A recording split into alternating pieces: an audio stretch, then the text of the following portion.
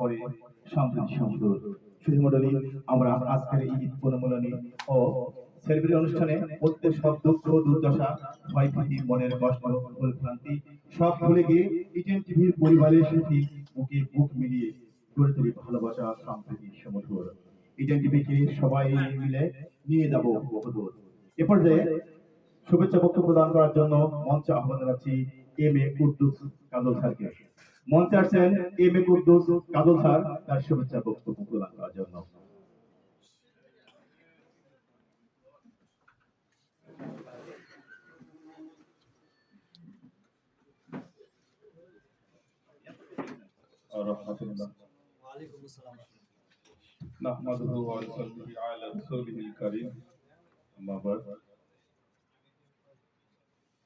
আপনারা কি সবাই ভালো আছেন?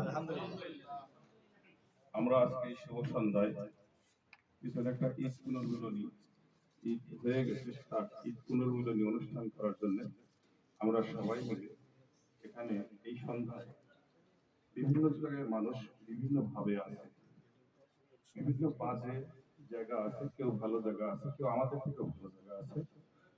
আবার পাশাপাশি আমরা এখানে ম্যাক্সিমাম মুসলমান। আমরা আজকে ঈদ পুনর্মিলনী করতেছি ঈদের আনন্দের পরেও আর একটা বলি, তাহলে ফিলিস্তিনের দিকে যদি তাকাই, সেই মুসলিমদের মজলুম মুসলিমদের দিকে যদি তাকাই, তাহলে খুব দুঃখের সাথে বলতে হয় এই আনন্দটা আসলে আনন্দময় নয়। আজকে এটা আমাদের এখান থেকে আমরা একটা শোক বার্তার সাথে বলতে পারি, ফিলিস্তিনকে বয়কট করি। আমরা কি একমত? আমরা কি একমত?